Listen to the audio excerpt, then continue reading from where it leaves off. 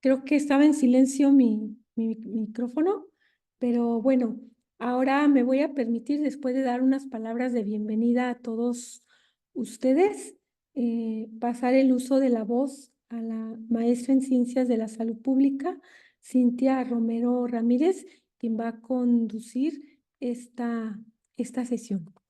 Adelante, doctora Romero. Gracias, doctora. Bueno, buenas noches a todos. Voy a leer un pequeño mensaje respecto al tema que nos compete el día de hoy. Y bueno, inicia así, queridos miembros del Colegio Jalisciense de Salud Pública, ponentes, invitados y miembros de la comunidad. Hoy nos reunimos para abordar un tema que es fundamental para el bienestar de cada uno de nosotros y para el fortalecimiento de nuestras comunidades, la salud mental. En un mundo, ¿sí me escucho? Creo que dice que no me escucho aquí en el chat. Sí, te escuchamos, Ok, Cintia. gracias. En un mundo que cambia rápidamente y que a menudo nos enfrenta a desafíos sin precedentes, es vital que entendamos y apoyemos la salud mental como un pilar esencial de nuestra calidad de vida. La salud mental no es un concepto aislado, sino una parte integral de nuestra salud en general. Es la base sobre la que construimos nuestra resiliencia, nuestras relaciones y nuestro éxito personal y profesional. Sin embargo, a menudo se minimiza o se ignora, ya sea por falta de información, estigma o simplemente por la presión de las rutinas diarias. En nuestras comunidades, cada uno de nosotros juega un papel crucial en la promoción de la salud mental. Es importante que reconozcamos que todos enfrentamos desafíos emocionales y psicológicos en algún momento de nuestras vidas. La ansiedad, la depresión y el estrés no discriminan y afectan a personas de todas las edades, géneros y orígenes.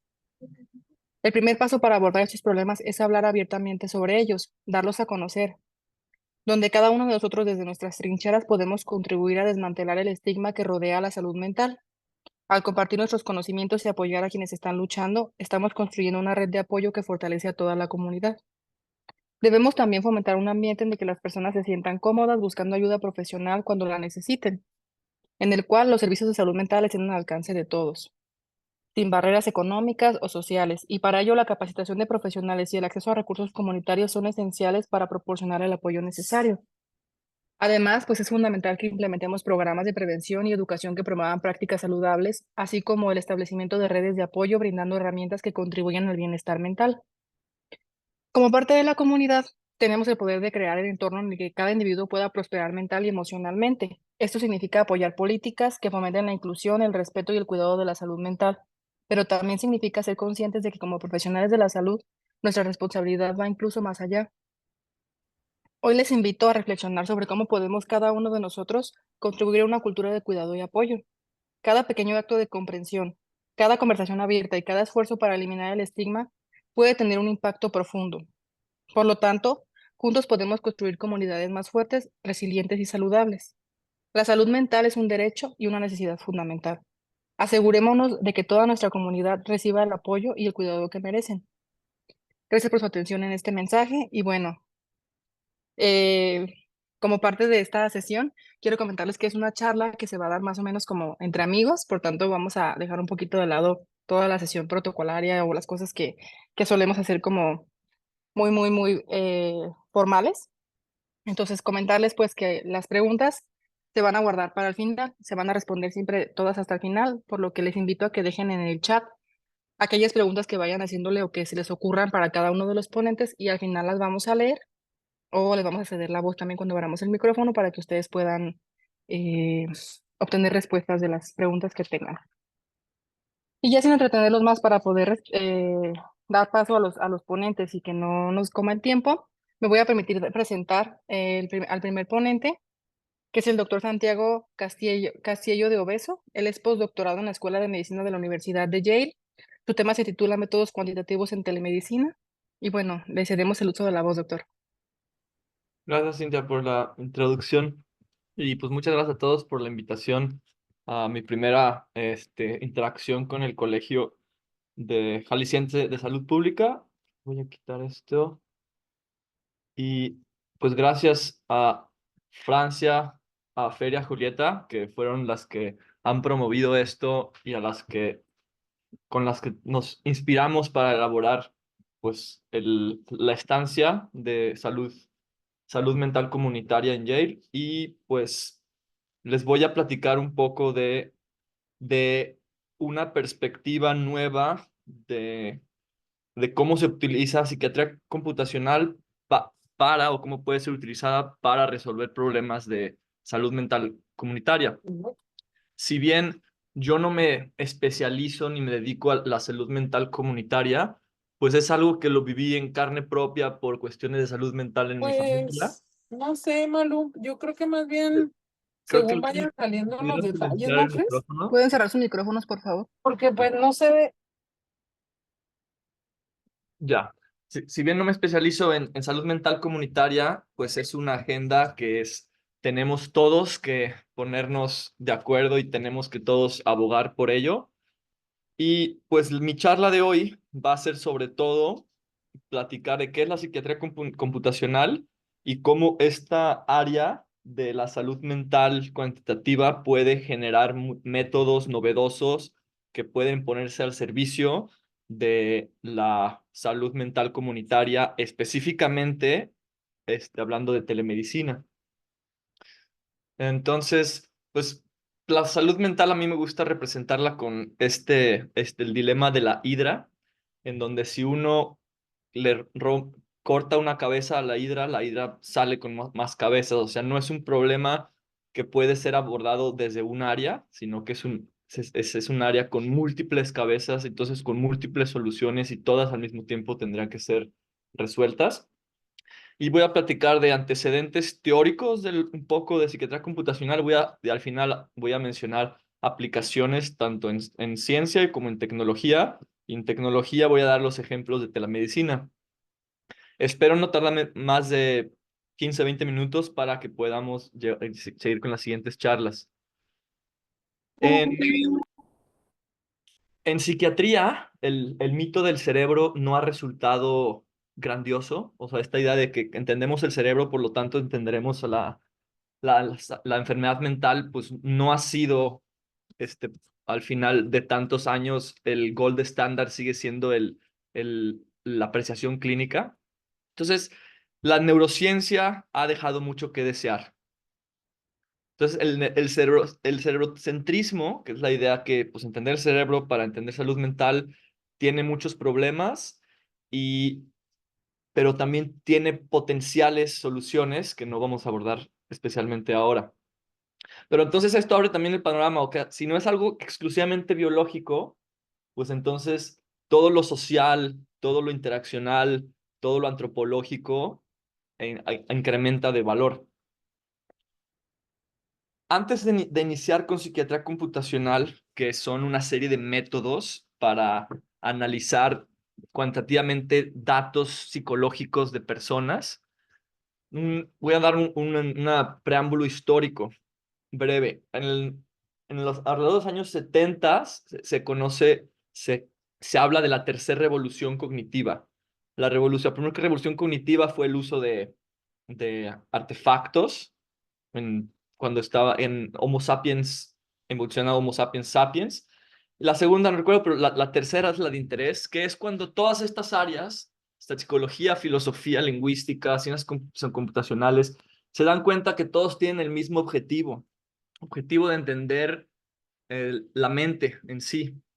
Entonces, todos abondan desde diferentes puntos para tener mejores teorías y mejores conocimientos y poder entender la mente en sí. Aquí esto es nomás un bosquejo histórico de un estudiante de antropología del Instituto de Ciencias Cognitivas y Evolución de Oxford. Y aquí vemos cómo desde el primer laboratorio de psicología experimental, voy a nomás poner mi láser, del primer laboratorio de psicología experimental, teoría de control en ingeniería, todas estas ramas empiezan a dar forma, redes neuronales artificiales, inteligencia artificial, para ahora actualmente tener modelos bastante precisos de cómo funciona la mente, muchas veces independiente del cerebro, porque el cerebro pues sí es un sistema demasiado complejo. Sin embargo, con modelos matemáticos se puede hacer aproximaciones cuantitativas de estados mentales. Entonces, bueno, aquí son muchas teorías que van conociéndose a lo largo del tiempo para hoy tener lo que se llama ciencias cognitivas. Dos ejemplos muy claros son, Parallel Distributed Processing, procesamiento paralelo distribuido, que son lo que actualmente conocemos como redes neuronales, que son teorías psicológicas de inicio, o aprendizaje por refuerzo, que actualmente también se utiliza en inteligencia artificial, que pues, son teorías psicológicas. Y las ciencias cognitivas, entonces, poseen una serie de modelos, teorías, explicaciones de la mente, que entonces se pueden poner al servicio de, por ejemplo, la salud mental o la psicopatología. Y la psiquiatría computacional es esto, es el uso de ciencias cognitivas para entender problemas de psicopatología. Y entonces hay varias aproximaciones, desde análisis de grandes datos hasta modelamiento de células o de neuronas, hasta modelamiento conductual en juegos, en videojuegos, o fenotipia, o generar fenotipos computacionales digitales, entre otras cosas. Y la psiquiatría computacional, dentro de la psiquiatría, bueno, psiquiatría computacional es toda esta serie de métodos cuantitativos para entender y estudiar la mente. Dentro de la medicina, en los años recientes, se ha hablado de medicina de precisión, que quiere decir tratar personas, tratar enfermedades. Las enfermedades, ahí está. Los diagnósticos son muy útiles para entender y clasificar. Sin embargo, muchas veces en psiquiatría, cuando un paciente con una serie, un repertorio de síntomas con el mismo diagnóstico, tienen muy diferentes sintomatología que otra persona con el mismo diagnóstico. Entonces, psiquiatría de precisión es tratar personas, no enfermedades, y la ciencia básica de la psiquiatría de precisión es la psiquiatría computacional, que entonces es cómo podemos generar parámetros específicos de una persona, una radiografía computacional precisa, muchas veces independiente del clínico, lo cual posee entonces beneficios bastante prácticos para un sistema de salud, pues si la cantidad de psiquiatras o psicólogos clínicos por población en México es menor al deseado, pues entonces métodos computacionales digitales proveen una herramienta muy potente para tener tamizajes automatizados. Si alguien pudiera silenciar su micrófono. Entonces, psiquiatría computacional es la ciencia básica de la psiquiatría de precisión. Que lo que están haciendo. A ver, ¿me permite, Santiago? Miren, voy a pedirles encarecidamente que revisemos cada uno de nuestros micrófonos y por respeto al profesor y a los que estamos atendiendo la reunión, apaguémoslos, por favor. Gracias, Santiago.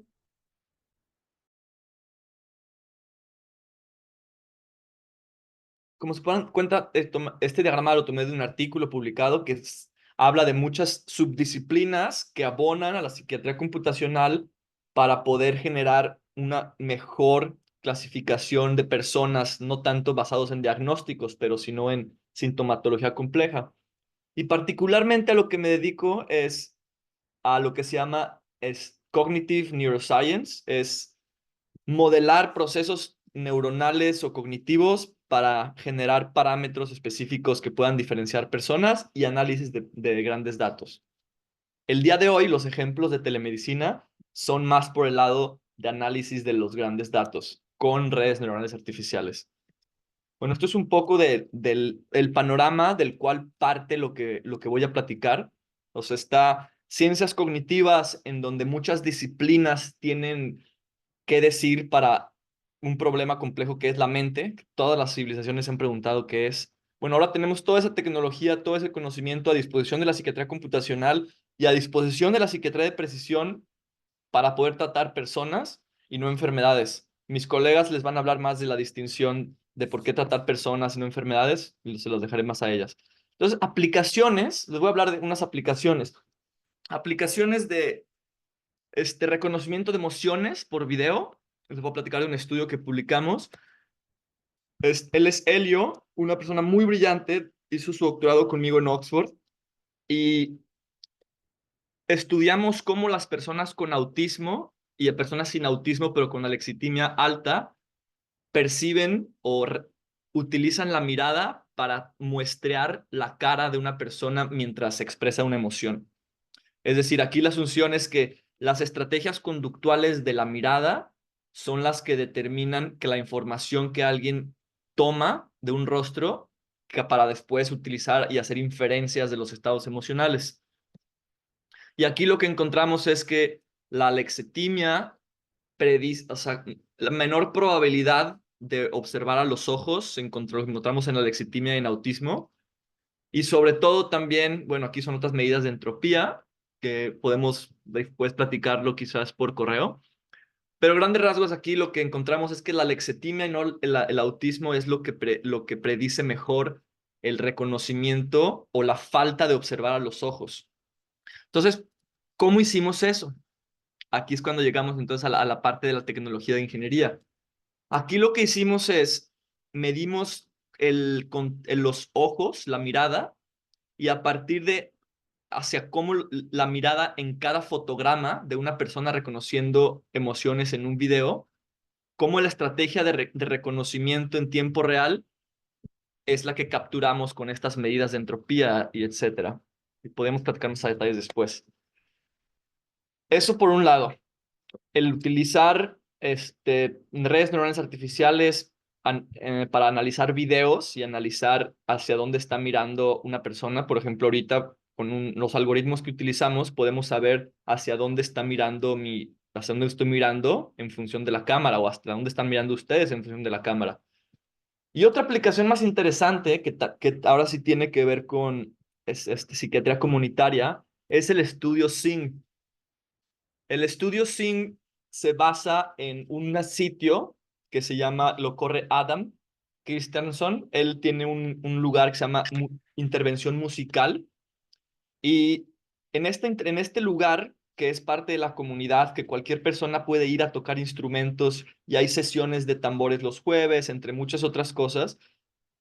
Phil Corlett, que es el profesor director del laboratorio donde trabajo, están haciendo este ensayo clínico en donde la hipótesis es que las personas que tocan instrumentos juntos van a tener mejores desenlaces en sintomatología de psicosis. O sea, aquí las personas que entran al estudio son personas que escuchan voces. La intervención dura 4 sesiones y medimos al inicio y al final con una serie de entrevistas, cuestionarios, tareas conductuales, etcétera, etcétera. Hay varios grupos, el grupo de Sing, el grupo de escuchar una playlist y otros 2 grupos que aquí está, el grupo de karaoke, el grupo de escuchar una playlist de alguien más, etcétera. Les voy a mostrar un poco de exactamente cuál es lo que me refiero con telemedicina en este caso, ya que algunas de las entrevistas se hacen por video, es decir, un clínico se contacta con las personas que son parte del estudio para hacer las mediciones de línea base, es decir, antes de la intervención vamos a hacer la entrevista clínica en línea y después de la intervención la entrevista clínica en línea. Bueno, estas entrevistas clínicas a través de la plataforma Zoom son videos que estos videos nosotros los vamos a procesar en estos pasos, primero con MATLAB, después con OpenFace y después analizar los datos. Y esta parte, OpenFace es un protocolo, es un programa que por cada fotograma de un video nos puede estimar la cantidad de unidades de acción en la cara, que son como 48. Por ejemplo, la felicidad son la combinación de 2 unidades de acción, la unidad de acción 12, que es esta del ojo, y la unidad de acción 3, que es esta de la boca. Entonces, cuando estas 2 unidades de acción están activas, es muy probablemente que haya alguien que esté feliz. Esto está correlacionado, está estudiado con muchas culturas y al parecer son expresiones bastante específicas. En este estudio de Sing, lo que estamos analizando videos antes y videos después. ¿Y cómo analizamos los videos?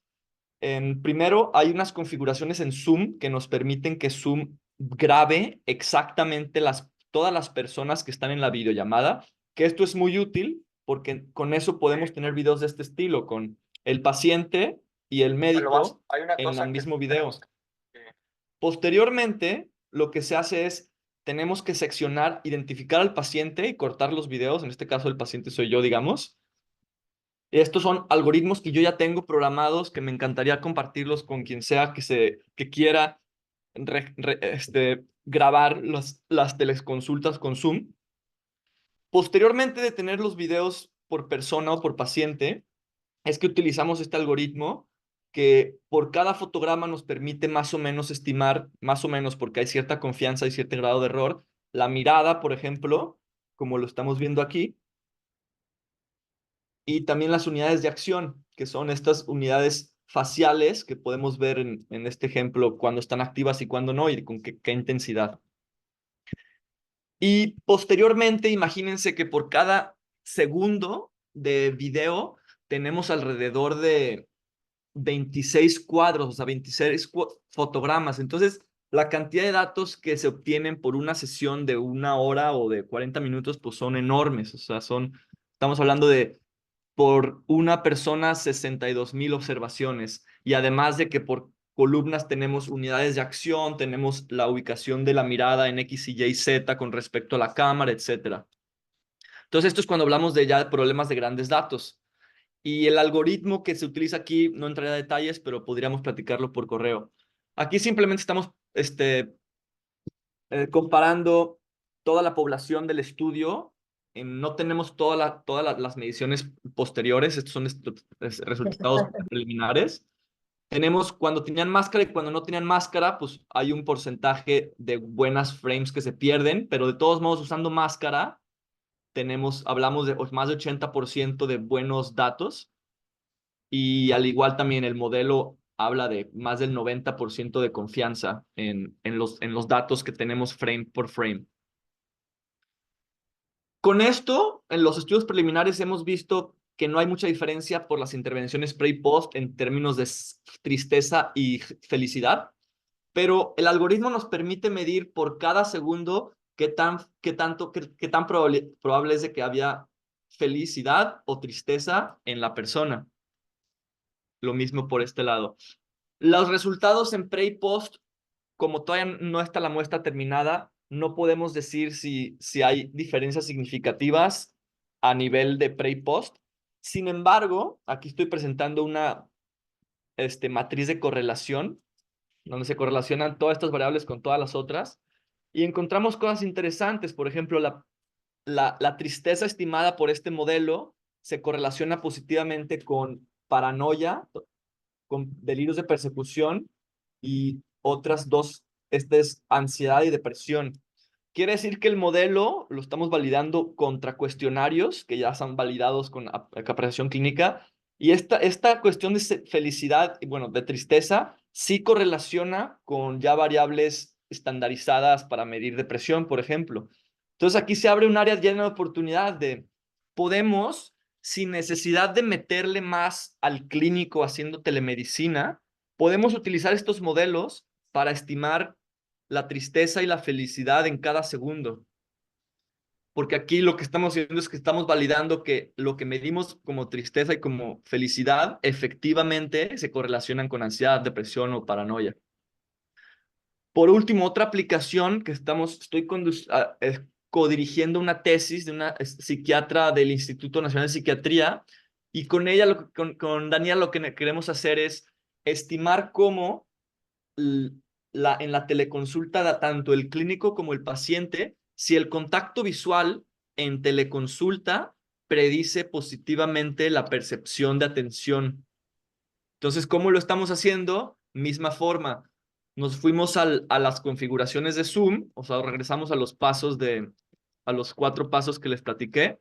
Nos vamos a las configuraciones de Zoom, tenemos que habilitar que Zoom registre todo el video y las caras de las dos personas todo el tiempo. Nos vamos a MATLAB para identificar quién es el paciente y quién es el clínico, que es otro programa, y después nos vamos a OpenFace para estimar hacia dónde está mirando en cada segundo tanto el cliente como el clínico. Y al final, en la tesis de Daniela, lo que estamos a punto de medir, que ya de hecho ya nos pasaron el comité de ética, entonces ya vamos a empezar a recolectar datos, lo que queremos medir un proxy de contacto visual es que cuando tanto el clínico y el paciente estén ambos mirando a la cámara o cerca, por ejemplo, el caso que estoy señalando ahora, lado izquierdo, esto es más probable que haya contacto visual que el caso de la derecha, en donde X0 y Y0 significa la cámara. Si el clínico y el paciente no están volteando la cámara o lejos de la cámara, es menos probable que estén volteando a ver. Entonces, en el caso que sí se estén volteando a ver, la hipótesis es que las pacientes percibirán mejor atención. Y eso es todo con respecto a las aplicaciones. Nomás para finalizar, psiquiatría computacional se construye de ciencias cognitivas y se pone a disposición de psicopatología. Psiquiatría computacional es la ciencia básica de la psiquiatría de precisión. Recordamos tratar personas no diagnósticos. Tenemos un algoritmo para analizar con redes neurales artificiales para analizar emociones en videos, aunque sabemos que todos los videos son falsos, pero algunos son muy útiles, como estamos mostrando que estos, aunque no sabemos exactamente cómo estiman por la complejidad de los modelos, nos predicen muy bien depresión, ansiedad y paranoia. Y entonces aquí también es cuando decimos que la psiquiatría computacional se pone al servicio de la salud comunitaria y particularmente que aquí abro la invitación a que cualquier persona, cualquier unidad, cualquier hospital que esté haciendo telemedicina, por favor contáctese conmigo porque sería muy bueno comenzar a grabar de forma adecuada todos los videos de teleconsulta que hagan y en un futuro poder utilizar estos algoritmos. Y bueno, pues eso sería todo de mi parte y muchas gracias. Muchas gracias, doctor. Y gracias a todos por reconectarse a esta sesión. Les invitamos a que por favor dejen sus preguntas en el chat y al final les vamos a dar respuesta a las inquietudes que ustedes nos estén expresando ahí mismo. Y una vez más, gracias, doctor. Vamos a proceder entonces a la siguiente ponencia, la cual se titula La resiliencia como una vía para la promoción de la salud mental y comunitaria y estará a cargo del doctor Gerardo Aguilera Rodríguez, quien es coordinador de la licenciatura en Psicología del Centro Universitario de Ciencias de la Salud de la Universidad de Guadalajara.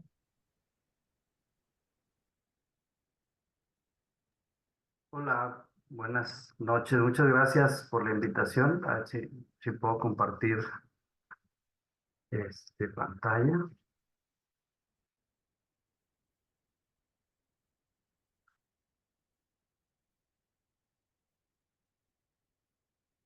Creo que ahí ya, ¿verdad? Sí, ¿me escuchan bien? Sí, se escucha bien. Gracias. Bien, pues agradezco nuevamente la invitación para participar en esta sesión, en este evento. Y efectivamente lo que yo quiero compartirles el día de hoy, pues es un poco de este concepto que seguramente todas y todos conocemos muy bien o que al menos hemos escuchado, tenemos alguna noción acerca del mismo y que además es muy vigente, realmente en todo momento aplica. Y entonces, además, presentar un poco de los resultados que obtuvimos sobre una pequeña investigación que realizamos acerca de, efectivamente, de manera comunitaria, am, ¿qué se considera como factores resilientes o qué es lo que abona a las actitudes resilientes? Y además, esto como una vía para promover la salud mental comunitaria, como lo dice el título, ¿verdad? Entonces, yo iniciaría hablando del concepto y para no entrar como en mayores detalles, porque a final de cuentas, insisto, es algo que todo el mundo conocemos, pues esto tiene su origen en la física, ¿no? Hace referencia a este tipo de materiales que tienen esta capacidad de regresar a su estado original después de haber sido arrojados, golpeados, presionados, estirados, etcétera, y retornan, ¿no? Y el ejemplo, digamos, o lo que mejor lo ejemplifica es esta imagen de un resorte, ¿no? Si un resorte lo estiramos, lo aventamos, bueno, de alguna manera puede cambiar su forma en determinado momento y luego regresar a su estado original. Y eso aplica entonces en el ámbito de la psicología, ¿no? Este proceso de afrontamiento ante las adversidades, ante situaciones estresantes, traumáticas, amenazas, fuentes de estrés, problemas familiares, interpersonales, problemas de salud o problemas laborales. Entonces, este proceso de cómo nosotros vamos haciendo frente a las situaciones. Ojo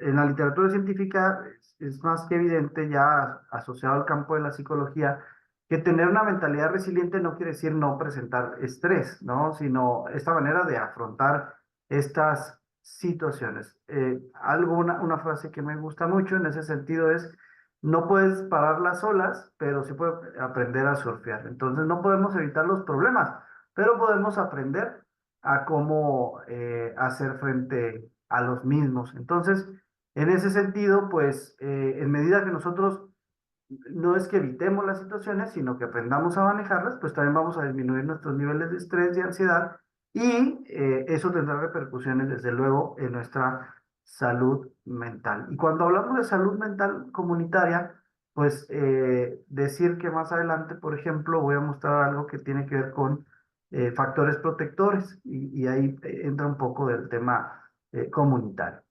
Estos autores, aunque la referencia, digamos que ya tiene algo de tiempo, pues son referencias vigentes, citas vigentes por la relevancia, trascendencia y pertinencia de lo que proponen. Señalan que la resiliencia es una cuestión de actitud o mentalidad, que influye en la conducta de las y las personas, de los individuos, y en las habilidades que desarrollan, y que las personas con resiliencia deben de tener las siguientes características. En muchas ocasiones nos han preguntado, o cuando hablamos de este tema, si la resiliencia se construye o se nace siendo resilientes. Entonces, sí, efectivamente, también hemos hecho un poco de investigación al respecto en un libro que por ahí publicamos hace un par de años. Hay un apartado que dedicamos como a la parte neurobiológica relacionada con la resiliencia y se han visto algunos mecanismos, algunas cuestiones neuroquímicas relacionadas con la presencia de más o menos resistencia al estrés. Algunos estudios que se han hecho sobre todo en animales. Y bueno, Brooks y Goldstein mencionan que quien tiene una mentalidad resiliente es importante que tenga estas características, de tal manera que entonces la forma de promover nosotros en los campos en los que nos desenvolvemos actitudes resilientes, pues tiene que ver con propiciar que las personas tengan control de su propia vida, es decir, no depender de lo que otras personas influyan en nosotros, tener metas y expectativas realistas y alcanzables. El día de hoy escuché una conferencia en la mañana sobre un tema de creatividad, en donde se hablaba ponían el ejemplo de escribir un libro. Y entonces decían, bueno, si mi meta es escribir un libro a corto plazo, pues está muy complicado y eso nos va a llevar a presentar estrés, ansiedad y demás, porque vemos que no avanzamos en nuestro objetivo. Una cosa es plantearnos el objetivo general, digamos, el objetivo final, y lo que sabemos de plantear objetivos a corto, mediano y largo plazo, y otra cosa muy diferente es irnos planteando objetivos alcanzables. Entonces hablaba, por ejemplo, la persona que exponía sobre irnos trazando fechas específicas o momentos específicos para ir trabajando. Y esto tiene que ver con lo que estoy planteando, ¿no? No, pues, sabes que yo la verdad es que quiero comprarme un vehículo último modelo y determinada marca y demás. Bueno, pues a lo mejor en determinado momento lo podré comprar. Ahora qué es lo que tengo, para qué me alcanza y con esto qué es lo que puedo hacer. Entonces, ir estableciendo ese tipo de metas y promover esto en la comunidad, saber comunicar. Esto es importante porque además interactuamos con bastantes personas en todo momento, o mucho se trata de interactuar y comunicarnos, y hay que ser asertivos en la forma en que comunicamos, ¿no? Yo siempre pongo el ejemplo de, ante ciertas adversidades, no es lo mismo tener un discurso catastrófico, a decir, efectivamente está sucediendo esto, pero alrededor de esto giran la posibilidad de una vacuna, la posibilidad de tal cosa, es decir, ver todos los factores que giran en torno a esa situación de conflicto. Ser responsable, atender las necesidades y las situaciones que se van presentando, contribuir con la sociedad, es decir, en la colectividad, contribuir y ayudar a las personas cuando se requiere, también está comprobado que genera cierta sensación de satisfacción.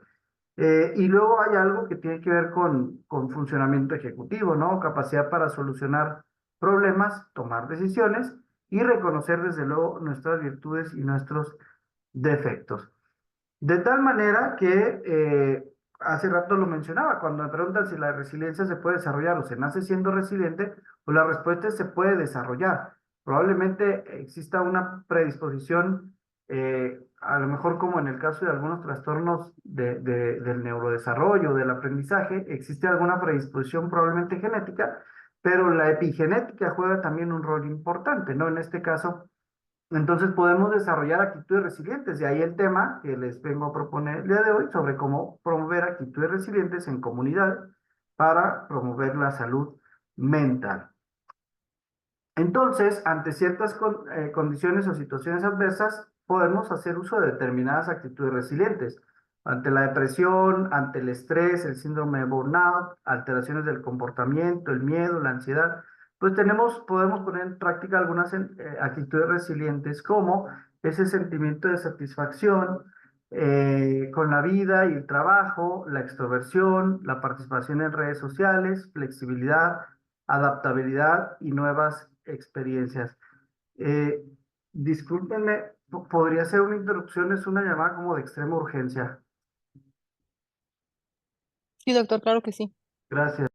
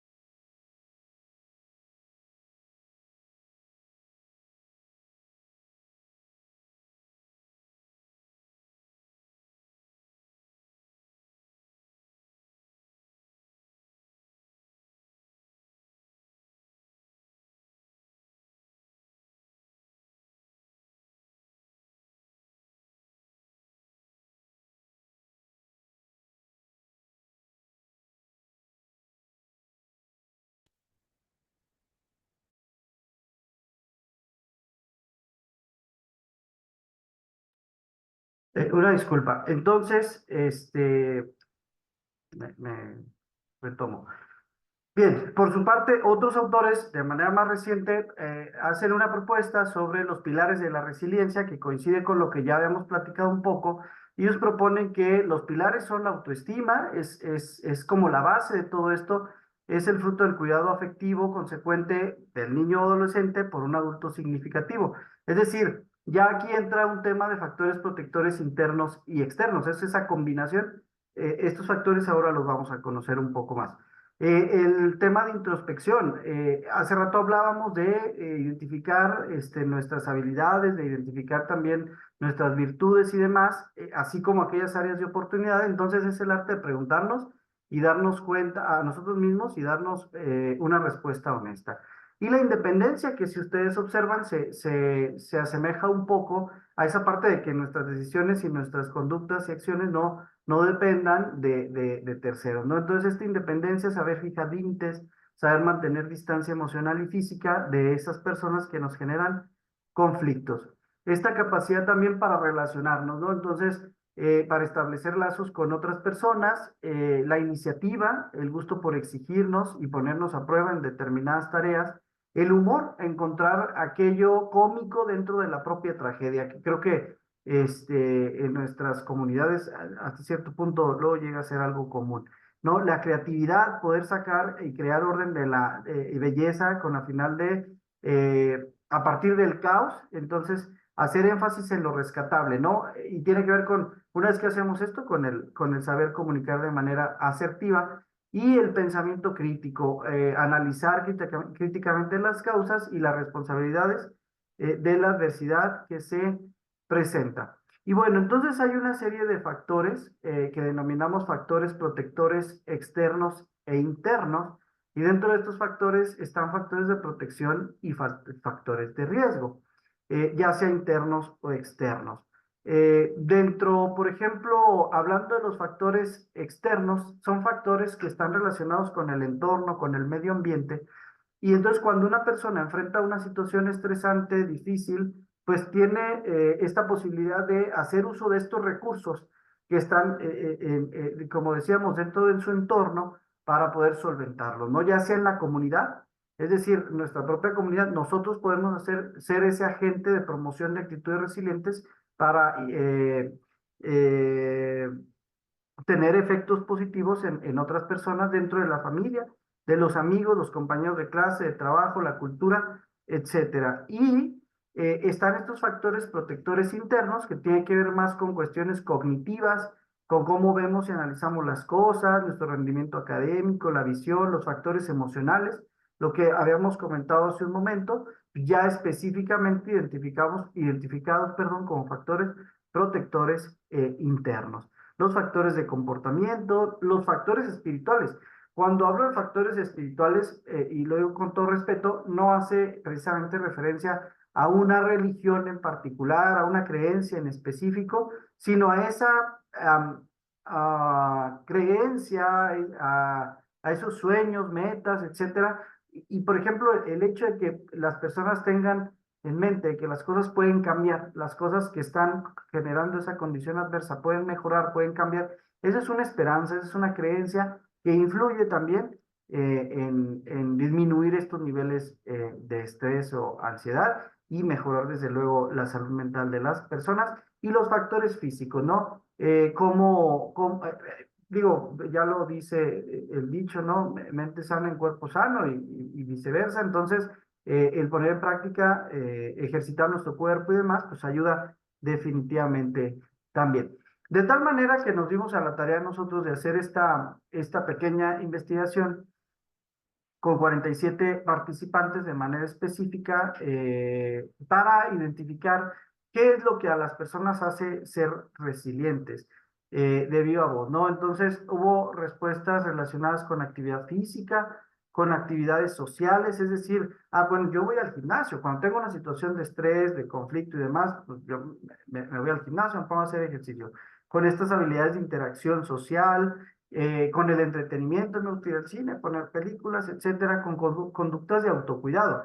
Bueno, yo voy al psicólogo, la psicóloga o atiendo estas situaciones con conductas de autoestima. Lo que pasa que pues yo siempre hago como un análisis y advierto que yo soy bueno para tal cosa y demás, con conductas de afrontamiento. Enfrento los problemas, hago frente a la situación, no huyo de la misma, con actividad física que vemos cómo coincide con lo que los autores nos han planteado en la literatura científica, con expresión de emociones y sentimientos, comunicación asertiva, con autoconocimiento y autoconcepto y autoacompañamiento o proceso terapéutico. Así es como podemos concluir que a partir de estos resultados obtenidos observamos que los tres tipos de respuesta con eh, eh, que más resultados obtuvieron fueron conductas de afrontamiento, actividades sociales y conductas de autocuidado. De tal manera que podemos concluir que ante una situación de estrés y como medio para cuidar también nuestra salud mental, es necesario entonces enfrentar las situaciones, tener un acompañamiento de cerca de un profesional de la salud, poder establecer estas relaciones sociales o vínculos como parte de estos factores protectores externos de los cuales hablaba y tener conductas de autocuidado, ¿no? Asistir a no sé, a temas de terapia de atención psicológica cuando creamos necesario, etcétera. Y bueno, es lo que yo había preparado para compartir con ustedes. Nuevamente agradecer su disposición y cualquier duda quedo a sus órdenes. Gracias. Muchas gracias, doctor Gerardo. Un honor tenerlo aquí de invitado. Y les vuelvo a reiterar que nos pueden dejar sus preguntas en el chat o al final vamos a hacer una ronda pequeñita de preguntas y respuestas para que abran su micrófono y nos comenten cuáles son las dudas que tienen. Y bueno, ya para continuar con el programa del día de hoy, vamos a darle paso a la siguiente ponencia titulada Psiquiatría Comunitaria y Telemedicina, a cargo del doctor José Fernando Ojeda Palomera, quien es director del Centro de Atención Integral en Salud Mental, CAISAM Estancia Breve. Gracias. Gracias. Un segundo, voy a presentar. ¿Me pueden confirmar si se está viendo? Sí se ve, doctor, pero no está en modo presentación. Ay, ay.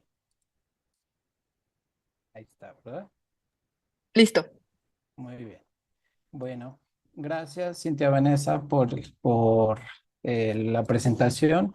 Y mucho gusto a los ponentes, a los participantes. Soy el doctor José Fernando Ojeda Palomera. Soy médico psiquiatra y actualmente soy director de este hospital que se llama CAISAM Estancia Breve. Es un hospital de segundo nivel de la Secretaría de Salud Jalisco y es un hospital como decía, de segundo nivel en el que internamos.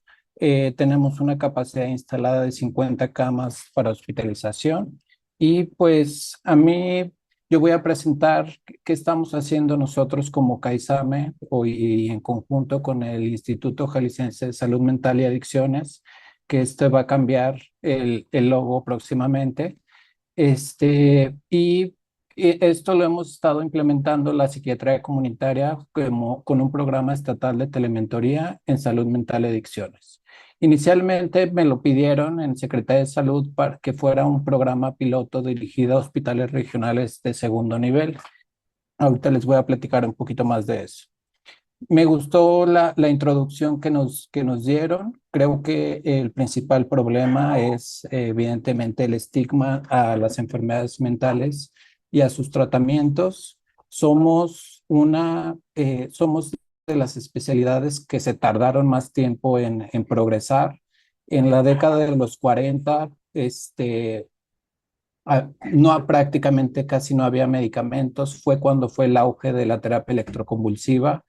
este, entonces, como leyendo y dentro de la historia de la psiquiatría, pues los médicos que se iban al área de la psiquiatría, pues lo podían comparar como un apostolado.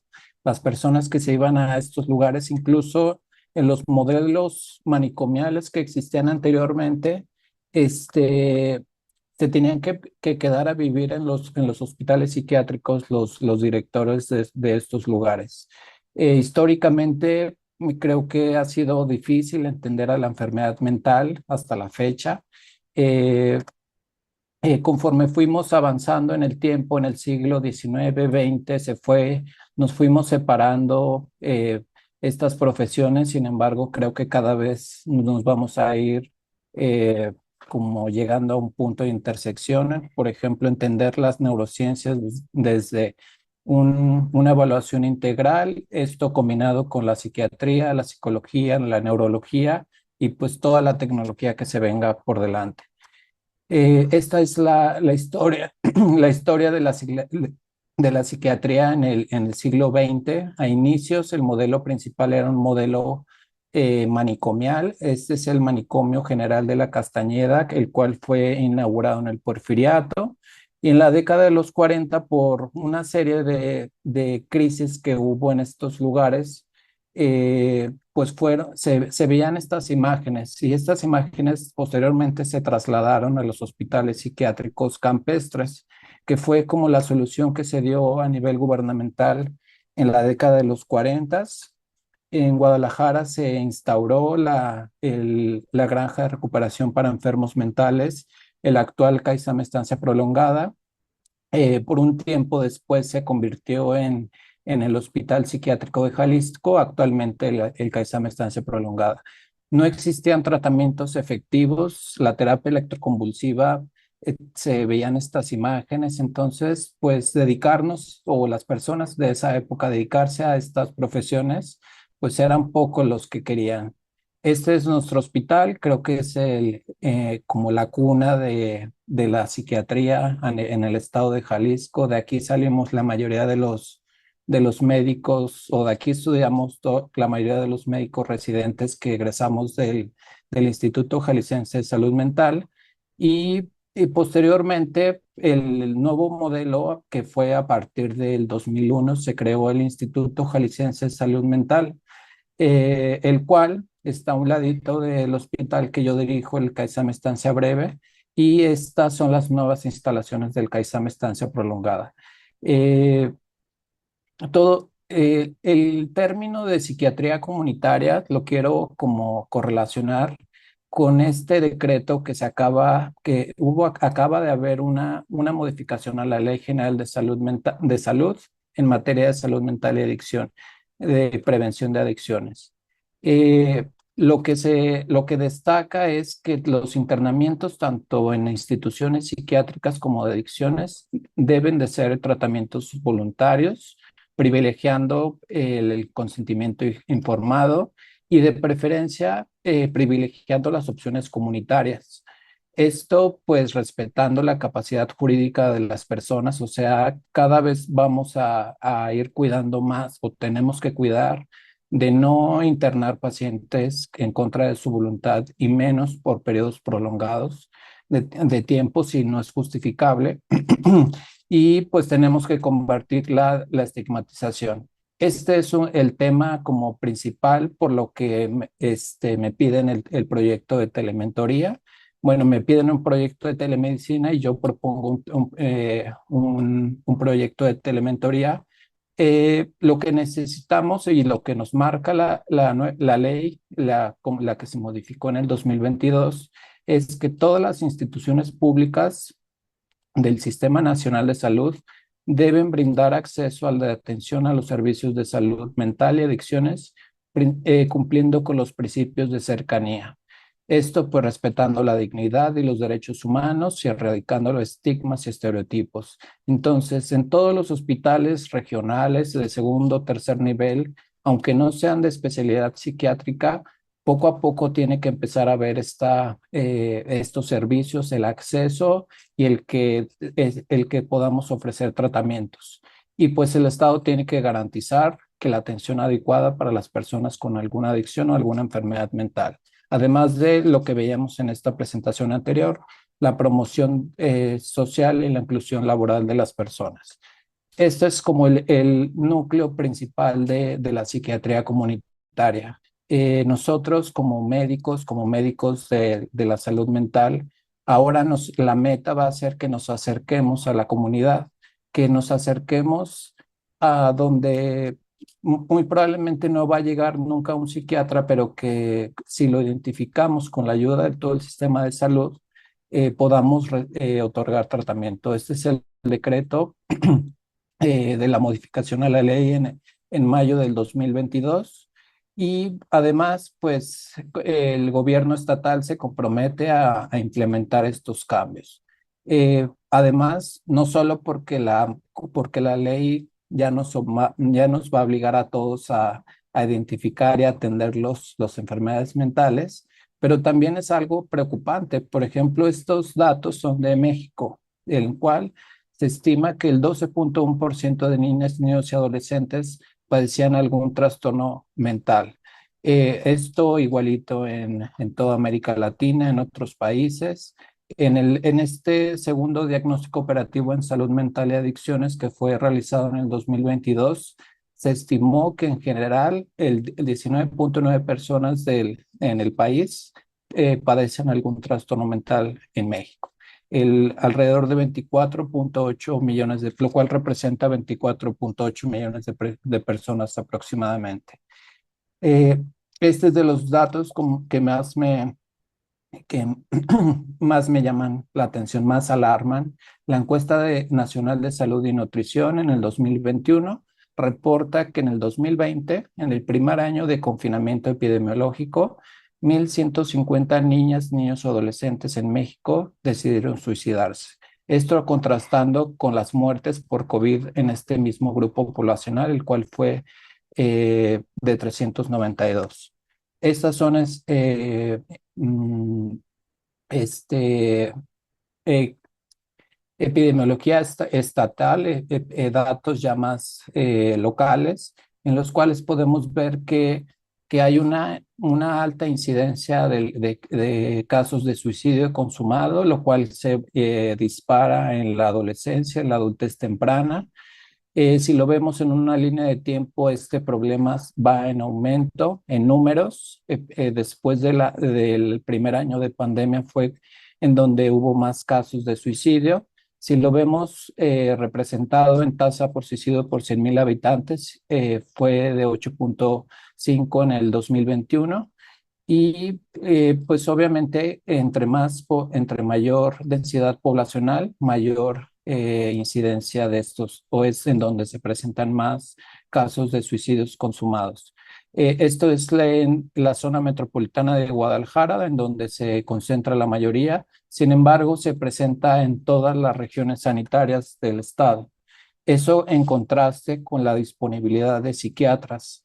Este es un mapa de calor de un estudio que publicó Salme en colaboración con el CUCS, en el que se identificó que la tasa de psiquiatras en Jalisco es de 6.28 por cada 100,000 habitantes. Somos el segundo lugar en el país en donde concentramos mayor número de psiquiatras. Sin embargo, la gran mayoría se concentra en las grandes ciudades, en la Ciudad de México, Guadalajara, Monterrey, y pocos en el interior del estado. Esto es igual un mapa de calor de los casos acumulados de suicidio en esta temporalidad de tiempo, del 2015 al 2019. Esto en los casos de menores de edad. Y pues lo que buscamos con la telementoría es, a lo mejor no nos parecemos tanto a estos modelos, sin embargo, pues tenemos la misma disposición. Del otro lado, nosotros como médicos psiquiatras queremos, junto con el paciente, con el familiar, nosotros desde nuestra trinchera, conectarnos por medio de internet, computadora, el tener al paciente enfrente, nosotros, la base de la telementoría en el CAESAME, en el instituto, es tutorear, darles seguimiento a los médicos generales, médicos especialistas en centros de salud, en los hospitales regionales. Inicialmente vamos a empezar con hospitales regionales, con CISAMES. Hemos iniciado principalmente con la región norte del estado, la zona de Colotlán, que es como de las zonas con mayor difícil acceso. No ha habido psiquiatras que se vayan a este CISAME. Ya hay una capacidad instalada en la mayoría de las regiones sanitarias, en las principales cabeceras municipales de las regiones sanitarias, por ejemplo, el CISAME de Colotlán, el CISAME de Ciudad Guzmán, de Autlán de Navarro, del Grullo, Puerto Vallarta, CISAME de Ameca, de Tonalá, Tlaquepaque, Guadalajara. Estas son la unidad de rehabilitación que está en el CAISAME Estancia Prolongada, y en general todo esto confluye en una red estatal de servicios de salud mental, que es la meta como proyecto de telementoría, que nos podamos coordinar todo el estado con la dirección desde nuestro centro, para poder ser como el filtro para también la hospitalización o para el envío de pacientes de otras partes del estado. Y también en un futuro, pues también poder tutorear o estar a la disposición de todos estos centros de salud, hospitales de segundo nivel, los que podemos hacer muchísimo para que los médicos generales, los médicos especialistas que están en urgencias, en centros de salud, en unidades de medicina familiar, en hospitales de segundo y tercer nivel, que puedan identificar, iniciar tratamiento o incluso derivar lo antes posible a un tratamiento o un seguimiento más estrecho. Nosotros, como desde el CAISAME, estamos tratando de enseñar lo más que podemos, o transmitir las enseñanzas que tenemos como médicos psiquiatras principalmente basándonos en un enfoque clínico, en el cual siempre va a ser igual por medio de Zoom. Son consultas directas con el paciente junto con el doctor. Previamente ya les enseñamos a los médicos a utilizar las escalas para tamizaje de depresión, las escalas de tamizaje para ansiedad, para estratificar la intensidad del riesgo suicida. Eh, También el hablar el mismo idioma en cuanto a clasificación de urgencias psiquiátricas, el fortalecer nuestro sistema de referencia y contrarreferencia para que los pacientes que captamos no se nos pierdan y realmente puedan se les puede iniciar un tratamiento. Y la meta es entonces en la psiquiatría que toda institución empiece a identificar y a atender a todo este grupo de pacientes con enfermedades mentales. El que todas las instituciones del país dominen este procedimiento para la atención coordinada para el comportamiento suicida, el cual se conoce mejor como el Código 100, y también que todos los médicos generales o médicos especialistas dominen la MHGAP, la cual es una guía de la OMS que nos ayuda a que los médicos generales y especialistas que no son especialistas en psiquiatría sepan cómo abordar estos padecimientos. Esto pues de la mano de la evaluación clínica, nosotros necesitamos muchas veces enseñarles a nuestros médicos de otros hospitales a cómo hablar en este lenguaje médico-psiquiátrico. Tenemos entonces, nuestra tarea poco a poco es enseñar a los demás el tratar psicofarmacológicamente las enfermedades mentales y también que puedan en cada hospital desarrollarse un servicio de salud mental. Y pues esto es lo que estamos haciendo desde el CAISAM Estancia Breve. Nuestra meta es lograr coordinar toda esta red de servicios de salud mental en el estado. Actualmente se cuenta con 2 CAISAMes, que son 2 unidades de hospitalización, los 2 centros integrales de salud mental, 8 módulos integrales de salud mental y 19 centros de psicología, una unidad de rehabilitación integral y 20 capas, los cuales ahora se van a llamarse COSAMAS, que son Centros Comunitarios de Salud Mental y Adicciones, los cuales también van a estar coordinados desde el área del Instituto Jalisciense de Salud Mental. Muy bien, y pues es todo por mi parte.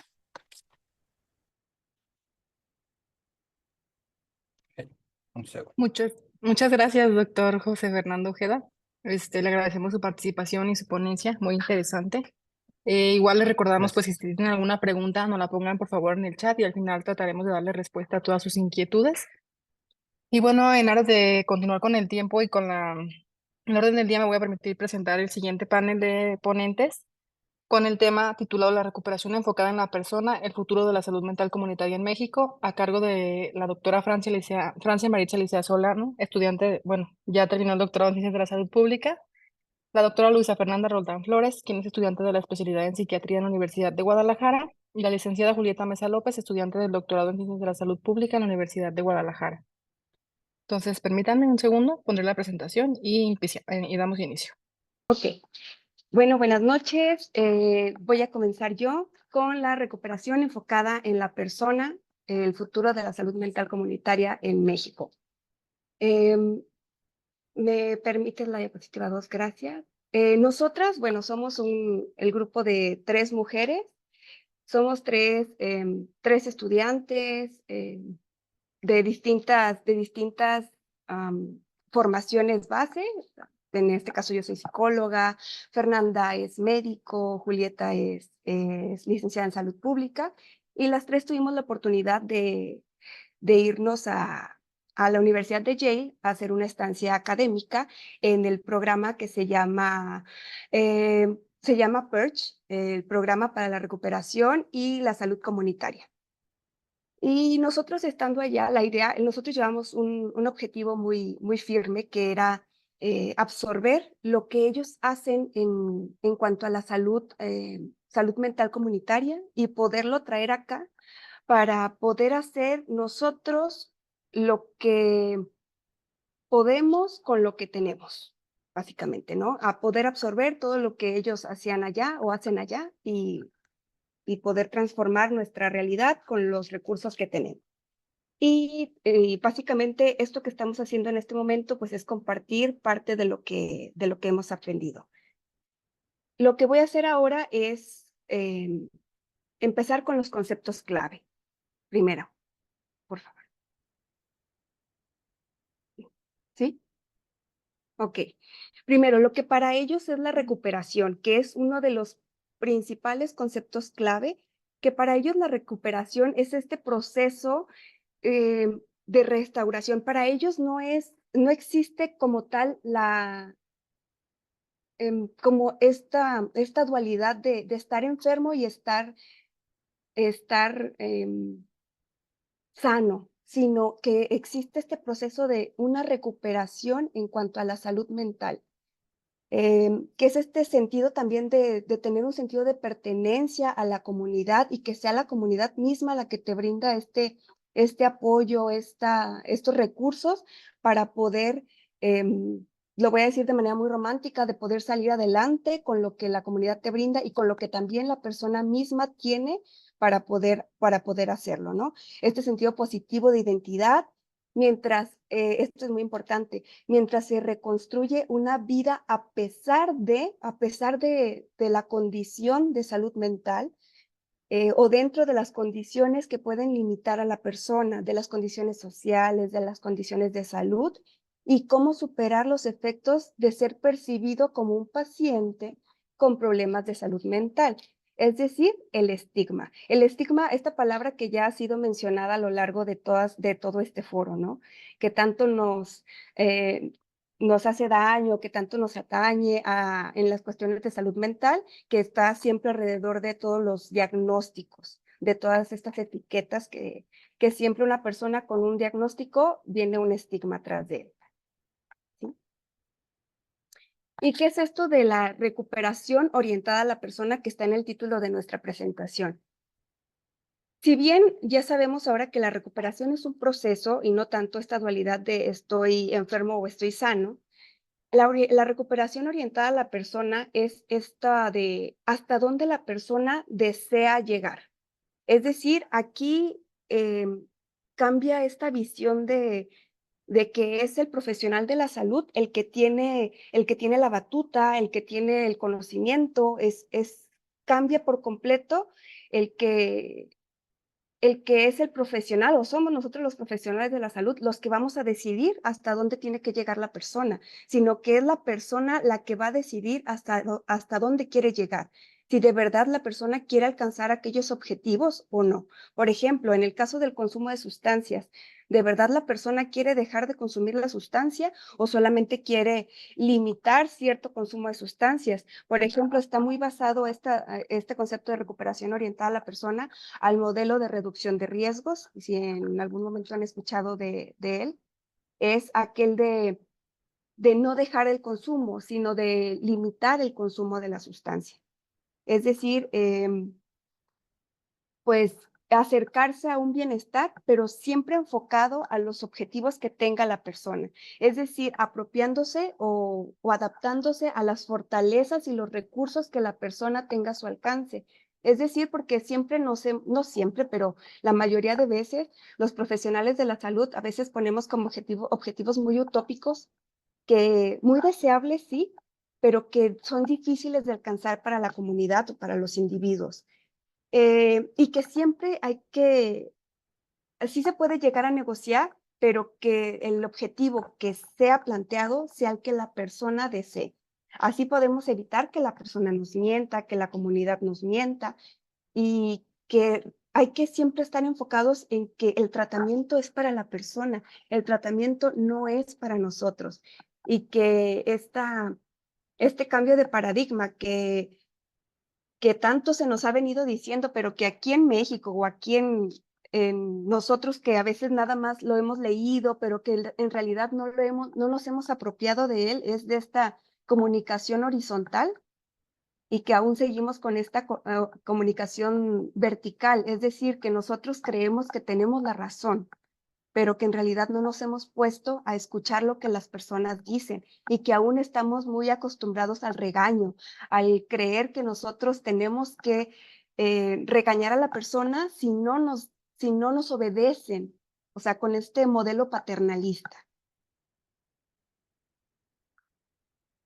Otro de los conceptos clave para comprender este modelo de Perch es el citizenship, que en traducción pues sería como este sentido de ciudadanía o de sentido de pertenencia a la ciudadanía, ¿no? Pero que ellos lo conceptualizan en las cinco R's, lo que son los derechos, los recursos, los roles, las responsabilidades y las relaciones. Pero estas 5 R's, todo en cuanto a la comunidad.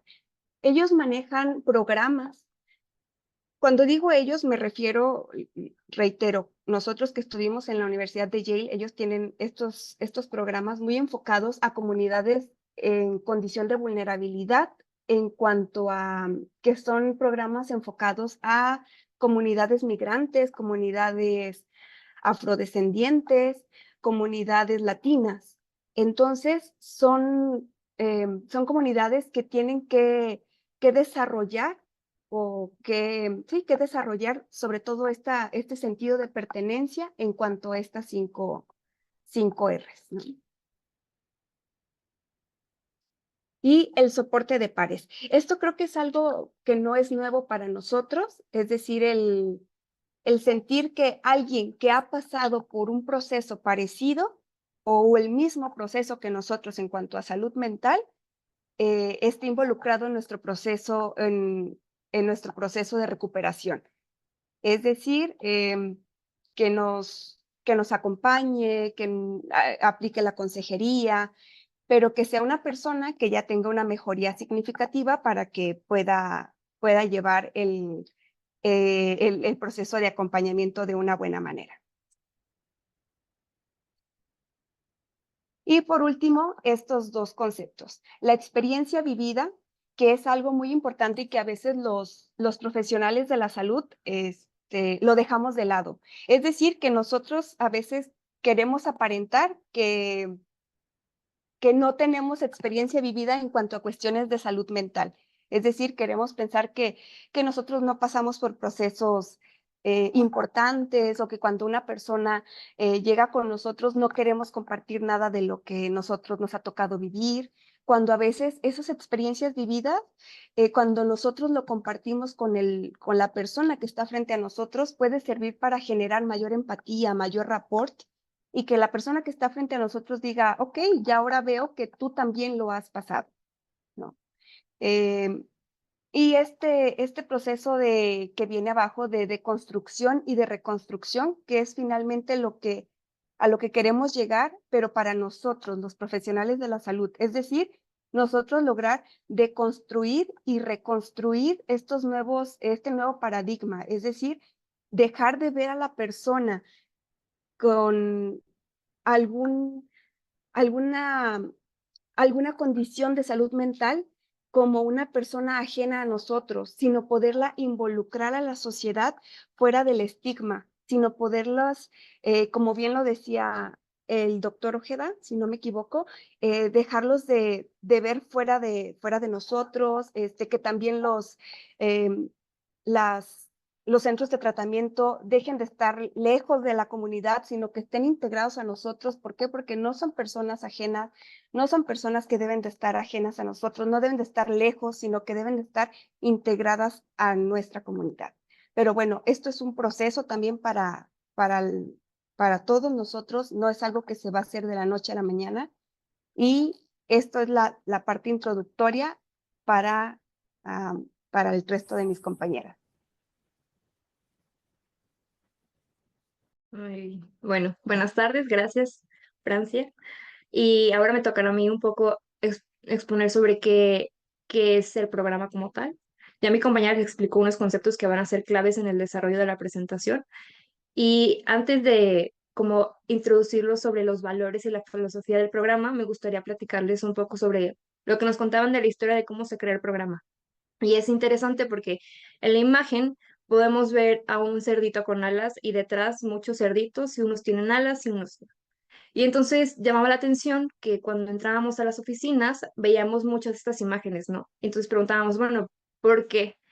Y nos decían que el origen nace de cómo se crea el programa y esto surge porque un doctor, el doctor Larry Davidson, él se interesa en ver a la salud mental más allá de un paciente y más allá de verlo dentro de un hospital. Entonces él decide ir a exponer y decir, bueno, hay que ver otra parte de la salud comunitaria, de la salud mental comunitaria y sacarlo de los hospitales. Si bien estamos tratando con personas que tienen algún problema de salud mental o adicciones, son personas, no solo son pacientes. Entonces se lo expone y cuando lo expone al departamento de salud, ellos le mencionan que lo que él espera es como ver a un cerdito volar. Y entonces él decide tomar esta idea, llevarlo a la universidad en la que él daba clases y él dice, bueno, yo voy a crear mi programa. Claro que se puede, claro que podemos ver a la salud mental no solamente hospitalaria o no solamente tratar pacientes, tratar diagnósticos y tratamientos, sino que podemos ver a un paciente dentro de una comunidad, porque es parte de algo. Y es así como nace el programa. ¿Me pueden cambiar, por favor? Gracias. Y entonces el programa como tal, podemos ver 5 cosas que son claves. El primero es que dentro de él se tienen diferentes áreas de estudio.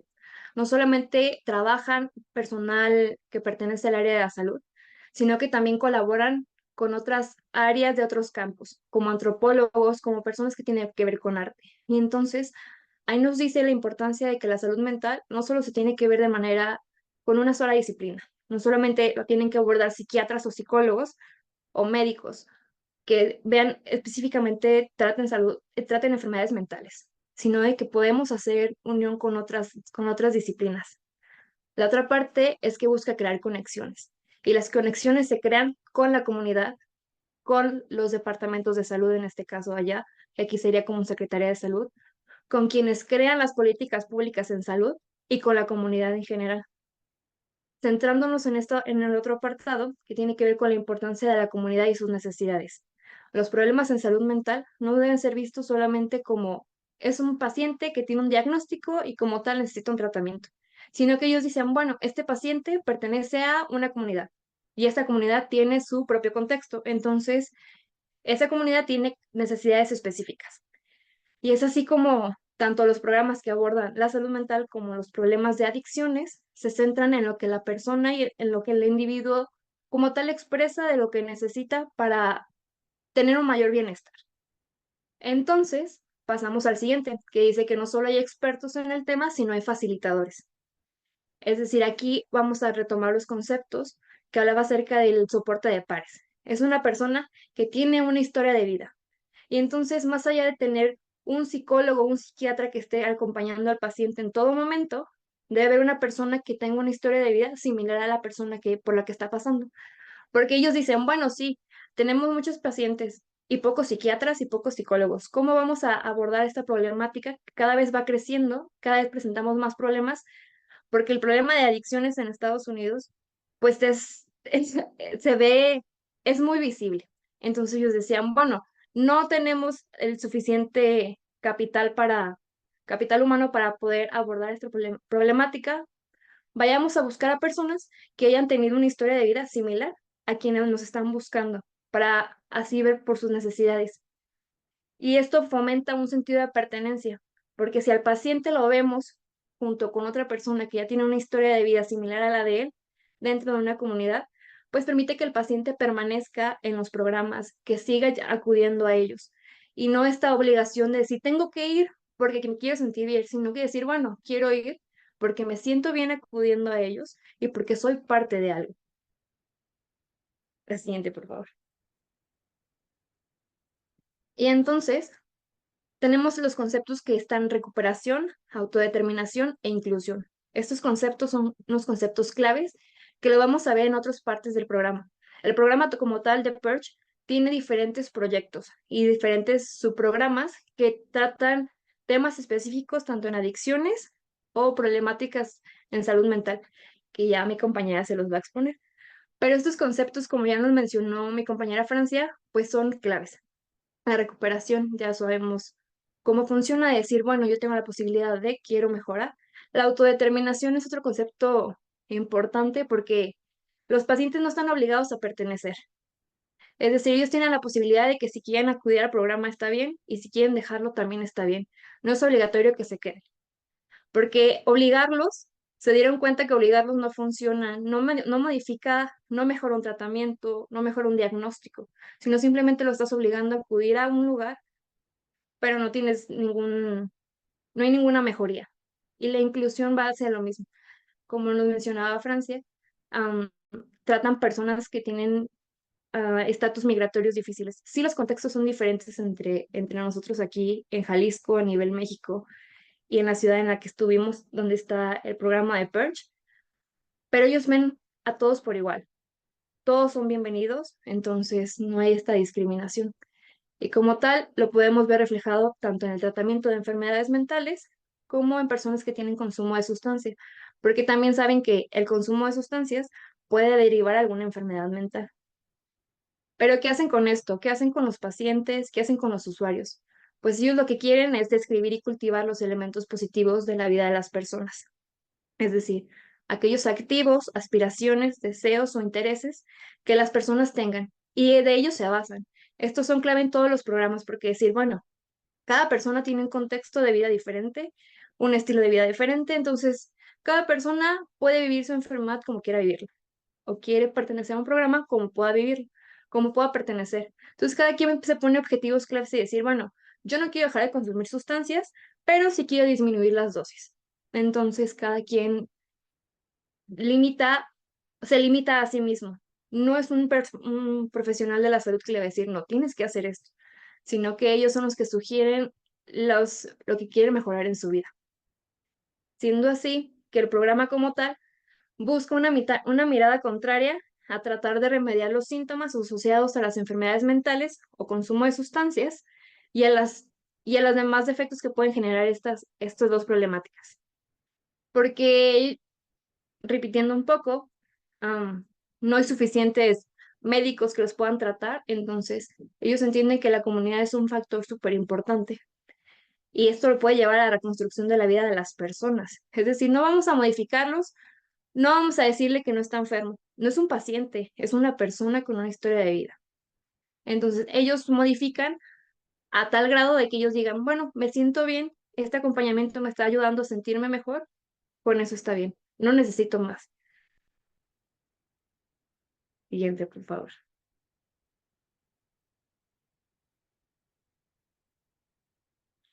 La que sigue, por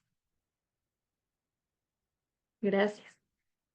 Y entonces nos centramos en dos pilares importantes del programa y estos pilares también se van a ver presentes en los diferentes subprogramas que presenta el programa como tal.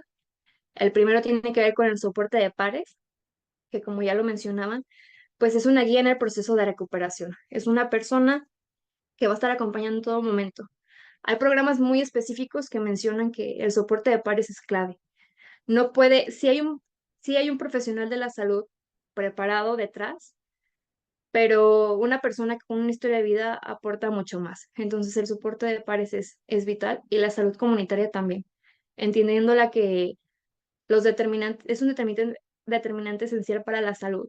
Una persona tiene una familia, tiene amigos, como lo mencionaba en el foro, pues esto, ¿no? Un factor protector, su comunidad, con quien tiene apoyo. Entonces, muchas veces sí son, en este caso, migrantes, como lo habíamos mencionado, pero hay alguien más que lo pueda apoyar a otro migrante igual bajo la misma condición. Entonces, se vuelven parte de una comunidad, se sienten parte de algo y eso es otro pilar importante.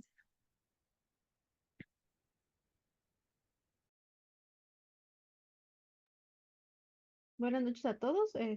Ahora me va a tocar a mí exponerles un poquito acerca de los programas que se encuentran dentro de este programa de Yale, que es Perch. ¿Me pueden dar la siguiente, por favor? Y bueno, para entender un poquito cómo es que se desarrollan todos los programas que están dentro de Perch, hay que entender esta herramienta que es el codesign. Sí, esta herramienta la utilizan ellos para poder crear los programas y desarrollarlos en conjunto con la comunidad.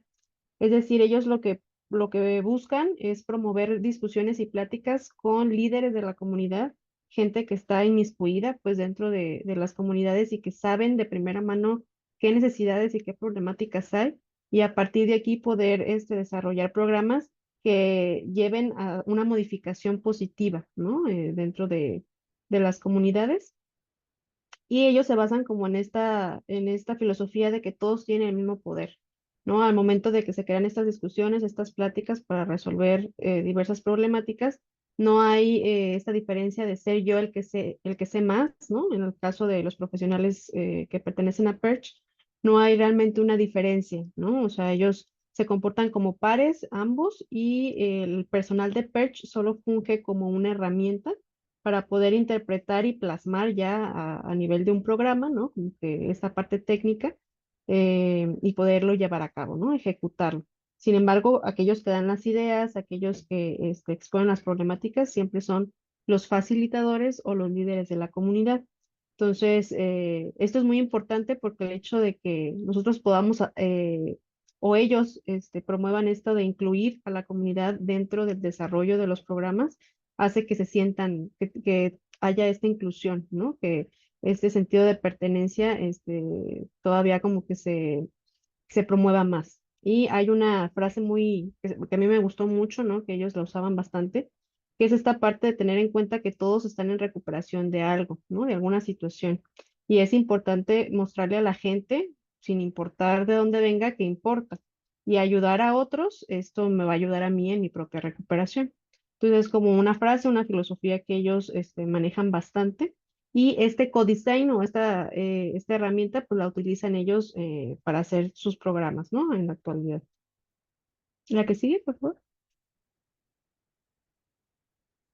Y bueno, uno de los actuales programas de los más antiguos, o de los que primero se empezaron a implementar, es el Let's Lead Academy, o Academia de Liderazgo Transformacional con Experiencia de Vida en español. Este se empezó a aplicar en el 2014, y básicamente es un programa en el que reclutan personas que tienen experiencia de vida en cuestiones de enfermedad mental, en cuestiones de uso de sustancias, cuestiones de trauma, y los apoyan dándoles clases y mentoreándolos para que puedan realizar un proyecto, ¿sí? Y que este proyecto ayude a la comunidad en diversos aspectos, dependiendo de cuáles sean sus propios objetivos. Ellos se enfocan como en utilizar la parte del liderazgo transformacional, que básicamente es como inspirarlos a actuar y compartir la visión y esta experiencia que tuvieron, su perspectiva del mundo y de cómo se recuperaron para que puedan ayudar a otros. Esto ayuda mucho en el contexto, pues, de los objetivos de Perch, a poder sanar esta parte del racismo que hay, del estigma hacia las comunidades vulnerables, y a promover la humildad cultural, ¿sí? También tienen como objetivo esta parte de promover la abogacía, que es que las propias personas puedan abogar por sus propios derechos, y en general el activismo. ¿Me dan la que sigue, por favor? Y bueno, ¿en cómo consiste o cuál es el tiempo, ¿no? Que se desarrolla este programa? Básicamente va a tener dos etapas. La primera va a ser de 10 semanas con 2 horas de sesiones de aprendizaje virtual, 2 horas por semana.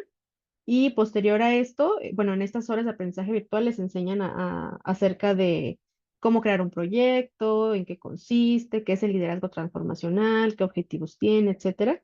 Y posterior a este periodo de tiempo, le van a seguir 4 a 6 meses de sesiones virtuales con mentores que más o menos se ven una vez al mes, y van a estar como coachando esta parte de qué tanto o qué tanto ha desarrollado el programa, cómo va, en qué etapa va de la aplicación, etcétera, y los están coachando de esta manera.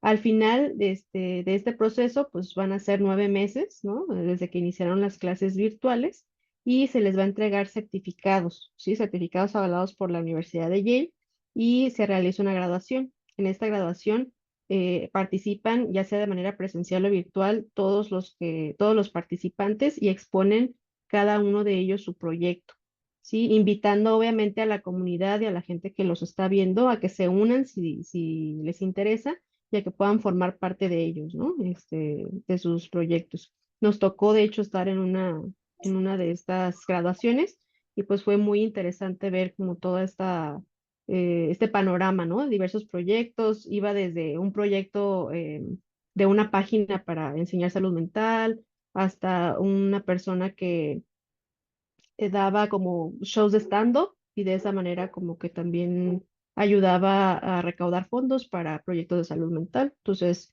eran proyectos muy diferentes, ¿no? Pero todos con este objetivo. ¿Me pueden dar la siguiente? Y bueno, otro de los proyectos, de los más importantes y que más de cerca nos tocó experimentar es Imani. Este programa empezó a aplicarse en el 2018 y como ya nos lo dijeron nuestras compañeras en las diapositivas pasadas, está basado totalmente en la recuperación orientada a la persona. ¿Esto qué quiere decir? Que la persona va a fijar sus propios objetivos, independientemente de la duración del programa, etcétera. La persona va a decidir qué quiere lograr y los facilitadores o las personas que están coordinando el programa le van a ayudar a lograr esos objetivos. Se enfoca principalmente en la reducción de riesgos, sobre todo en la parte de los opioides. Como sabemos, el contexto en Estados Unidos, en México, es bastante distinto en el consumo de sustancias. Allá la problemática principal es el consumo de opioides, de fentanilo, de heroína. Entonces, allá lo que se enfocan es en esta parte, ¿no? De psicoeducarlos en la parte de disminuir la cantidad de consumo, de darles datos de alarma para evitar muertes o intoxicaciones, incluso les brindan esta parte como de los antídotos, ¿no? Están como durante las sesiones los pueden tomar de manera gratuita para que ellos también puedan aplicarlos si es que lo creen necesario. Y se basa en las 5 Rs que ya nos expuso nuestra compañera Francia previamente y en las 8 dimensiones del bienestar, que la próxima diapositiva se las voy a señalar. Este se lleva a cabo en iglesias y está enfocado en población latina y afroamericana. Sí, ¿por qué en iglesias? Porque las investigaciones de parte de Perch se dieron cuenta que en las iglesias las personas sienten menos estigma, se sienten menos juzgados y es más fácil que acudan y que puedan ir a pedir ayuda, ¿no? Y que haya como una adherencia a seguir yendo al programa y que no lo abandonen. ¿Me pueden dar la siguiente? Y bueno, estas son las 8 dimensiones del bienestar, que es básicamente en los aspectos en los que psicoeducan a los pacientes o a los usuarios, a quienes acuden. Durante el transcurso del programa se enfocan en la parte emocional, financiera, social, espiritual, ocupacional, física, intelectual y ambiental. Entonces, de los objetivos que el mismo paciente se plantea, algunos van a caer en diferentes de esas dimensiones y es ahí en lo que ellos empiezan a trabajar. Entonces, este programa va a consistir de 22 semanas, de las cuales 12 semanas va a consistir de 2 horas a la semana de clases acerca de las dimensiones del bienestar, de reducción de riesgos. También les brindan entre la clase 4 y 5 más o menos la oportunidad de recibir telemedicina con atención psiquiátrica en caso de que ellos deseen, por voluntad propia, disminuir o suspender el consumo de sustancias, ¿no? Si ellos deciden esto, pues pueden recibir la atención psiquiátrica por telemedicina. Y posterior a estas 12 semanas, se siguen de 10 semanas de 1 hora por semana de soporte mutuo, que es este soporte de pares, ¿no?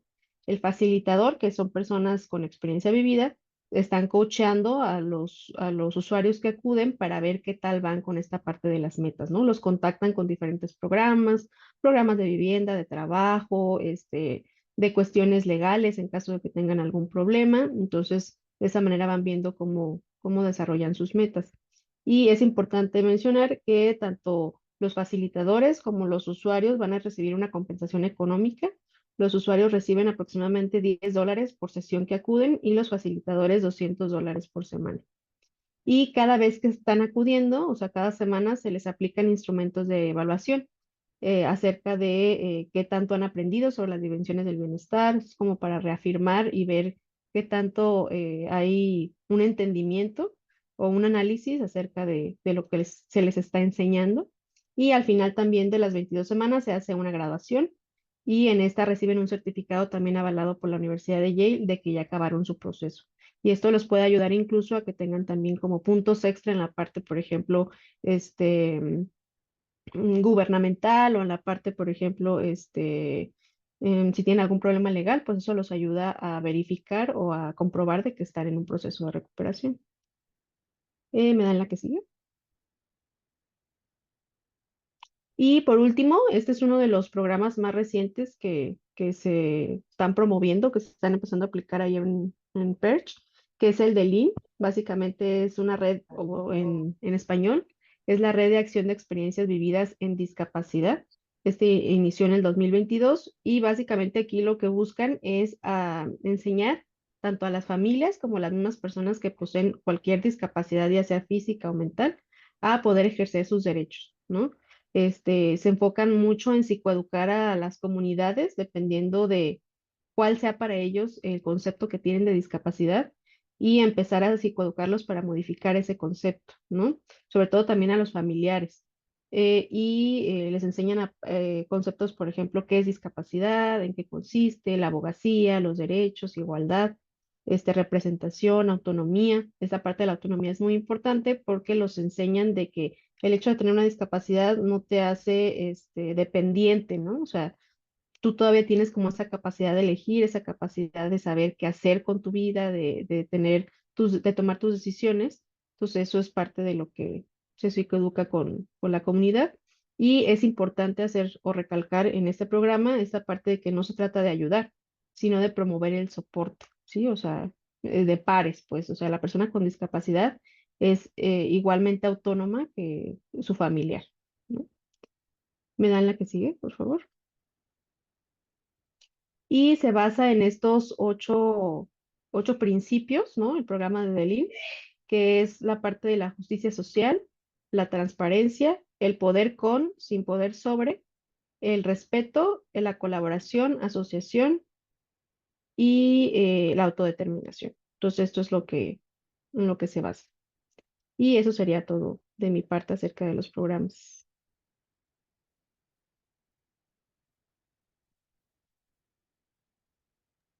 Muchas gracias, doctora Luisa, y gracias al resto de las ponentes, la doctora Francia, la licenciada Julieta.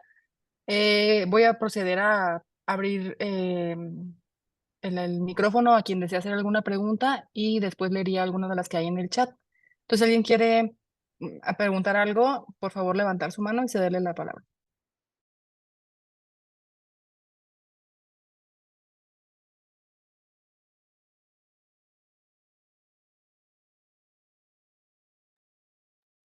Doctora Laura, por favor. Sí.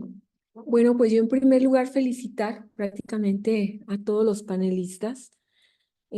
Algo muy importante la presente actividad académica es la suma de diferentes perspectivas, ¿no? La perspectiva desde la innovación, el avance en cuanto a ciencia en relación a este tema, la otra visión desde la perspectiva académica, la perspectiva increíble, ¿no? Cómo el doctor Ojeda nos muestra la magnitud del problema y por qué es importante visualizar los trastornos de salud mental como un problema de salud pública y que como colegiados debemos de incentivar la importancia de, como decía el doctor, de quitar ese estigma que existe alrededor y esos mitos y esos tabús alrededor de la salud mental. Y por otra parte, pues conocer lo que se está haciendo localmente, ¿no? Por otra parte, bueno, qué decir de Julieta de Francia y Fernanda, gracias por traernos estrategias innovadoras que definitivamente se tienen que transferir para resolver este problema de de salud pública que estamos viviendo en la actualidad. Y yo sí quisiera preguntarle al doctor Santiago en el sentido de, sé que la psiquiatría computacional pues nos puede servir para establecer diagnósticos a lo mejor más precisos, pero ¿qué tanto nos puede servir como una herramienta para elegir terapias específicas hacia grupos de riesgo o manejos muy avanzados? Hola.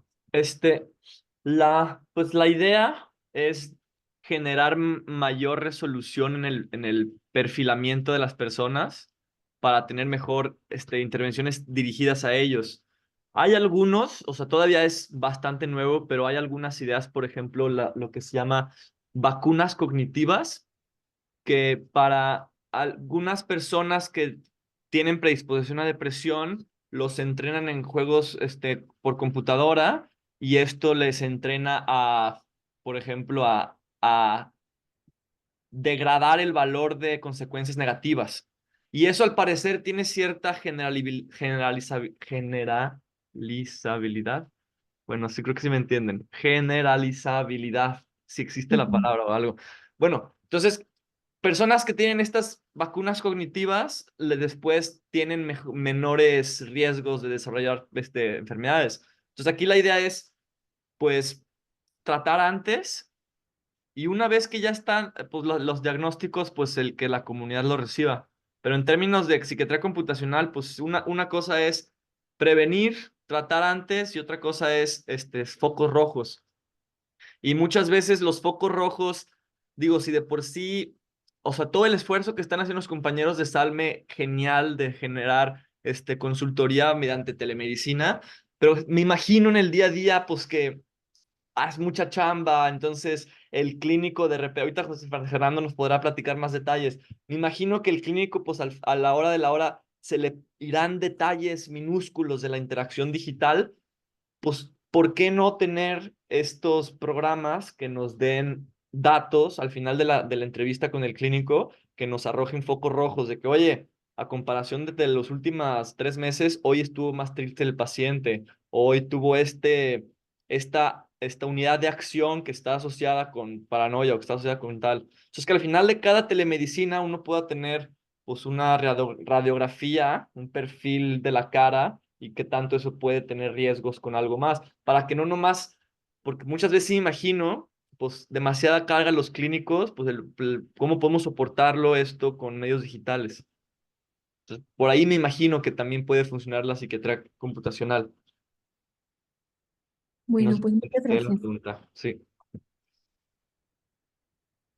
Pero igual hay una pregunta para José Fernando, o sea, ¿nos puede platicar un poquito más de cómo están haciendo, o sea, cuáles son los retos que están enfrentando para pues la teleconsultoría, telementoría? Sí. Bueno, también la voy a complementar, leí las preguntas en el chat. Me preguntaban que si, cómo puede explicar los altos índices de casos de suicidio en el estado de Jalisco.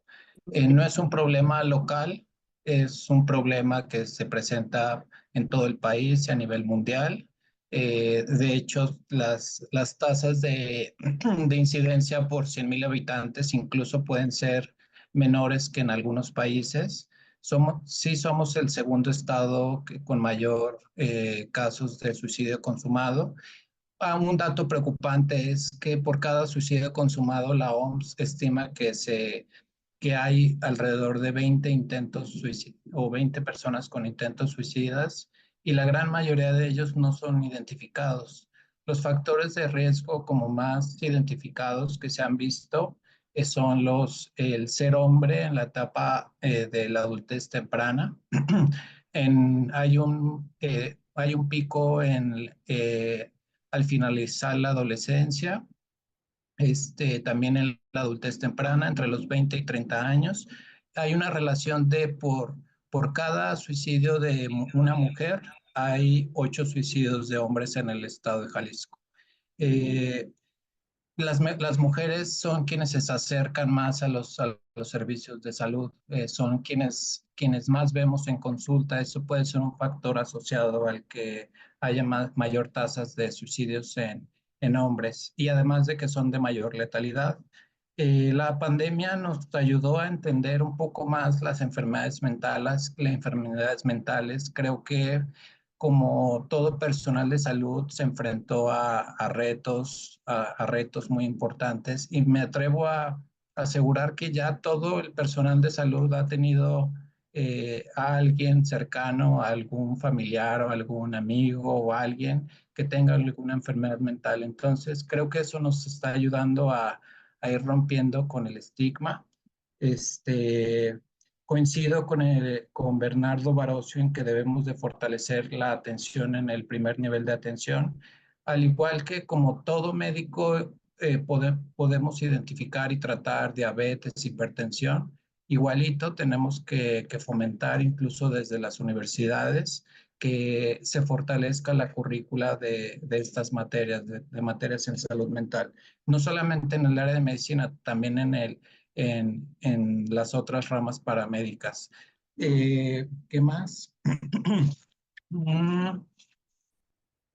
Pues el tabú que hay de las enfermedades mentales, que cómo podemos sobrellevar esta dificultad en el tratamiento de las enfermedades mentales.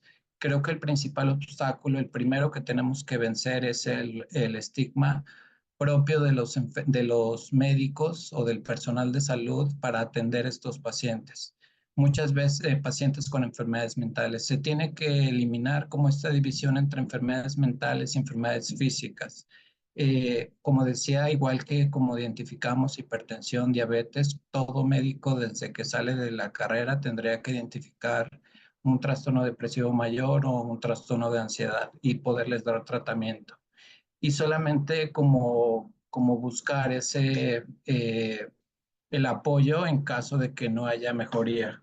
Entonces necesitamos políticas públicas en las que en todos los niveles se haga mucho esfuerzo.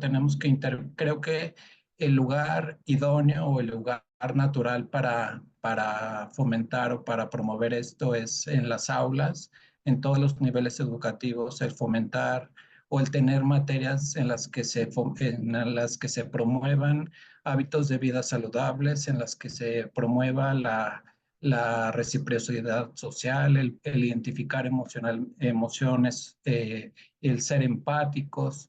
Creo que eso es algo que podemos fortalecer desde el área también de la academia.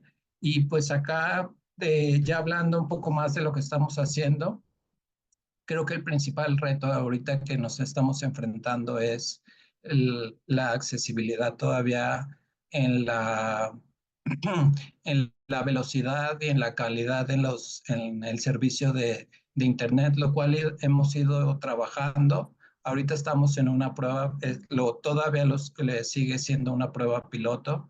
Queremos que este programa pues, le alcance a todos los lugares a todo el estado, pues que igual como en toda cabecera municipal, eh, todos los médicos de cualquier cabecera municipal pueda identificar y referir adecuadamente a los pacientes, no solamente como darles la vuelta o decir que no les toca. Uno de los principales retos, Santiago, que yo he identificado es esto precisamente, el que, el que se entienda en los hospitales que también hay lugar para atender, o que también tienen que ser lugares para tratar a personas con enfermedades mentales. Este, Creo que todavía hay mucha resistencia por parte del personal de salud. Este, sí los atienden, pero no están en algunos casos como buscando que únicamente derivar. Nuestra meta es que cada lugar en el que estamos haciendo telementoría tenga la capacidad instalada para atender o mínimo hacer el primer abordaje, el primer tratamiento. Siento que ese es el principal obstáculo ahorita, lo cual nos puede ayudar también si desde una política pública se, se marcan estas directrices y que tenga que ser una obligación de todos los centros de todos los lugares de atención en salud. Listo. Me gustaría igual y poner a disposición, o sea, estos métodos de análisis por computadora. O sea, yo me imagino que ahorita todo el auge del AI pudiera hacerle brillar los ojos a algún político que diga, sí, vamos a meterle ya al sistema de salud público. Quizás puede ser la oportunidad con lo que ustedes están haciendo, porque me imagino que la teleconsultoría, telementoría es mediante alguna plataforma digital. Por ¿Qué Zoom. tan factible es empezar a registrar esos videos de todos los que hagan? Y en una de Yo esas creo que es muy poder, factible. ¿sí? Para poder detectar, mira, los que tienen mejores desenlaces son los que tienen mejor contacto visual, por ejemplo, con el que está haciendo la mentoría. Sí, ok, Bueno, pongo a disposición lo que sepa que tenemos que hablar después, como claro escribía. que sí. Ya tenemos nuestros números y ahí estoy a la orden. Va. Muchas gracias, por su excelente presentación a todos los ponentes el día de hoy. Me da gusto que también este foro haya servido de plataforma para hacer conexiones y puedan trabajar en conjunto, siempre en pro de la salud mental de las comunidades. Y pues ahí en el chat muchas felicitaciones, ya se permitieron ustedes mismos responder las preguntas que habían por ahí anotadas. Hay algunas que tal vez quedan pendientes, pero bueno, nos pondremos en contacto con ustedes para que nos las respondan y hacerles llegar la información a los compañeros que tienen esas dudas. Y pues por el tiempo me permito pues despedirnos, agradecerles su presencia, a todos los que se mantuvieron aquí conectados, pese a los inconvenientes que se presentaron durante la sesión, y pues su interés en esto. Espero que nos llevemos la tarea de trabajar todos en conjunto para que la salud mental sea algo, pues, que vaya mejorando cada vez y que sea esto sirva como parteaguas para podernos llevar la tarea, pues, de trabajar en pro. Doctora Laura, no sé si quiera decir algunas palabras o nos despedimos ya de esta forma.